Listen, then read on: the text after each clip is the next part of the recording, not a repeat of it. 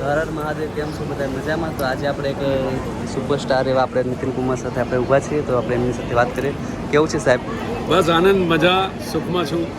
કેવું લાગ્યું સુરતમાં આવીને તમને? બસ સુરત તો મારું એટલે મારું વતન જ સુરત છે.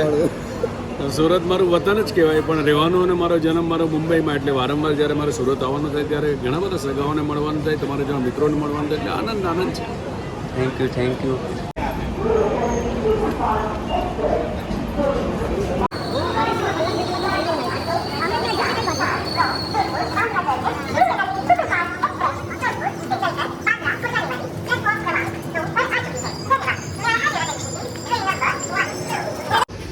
ચાલો મળીએ. ચાલો સાહેબ, મળીએ.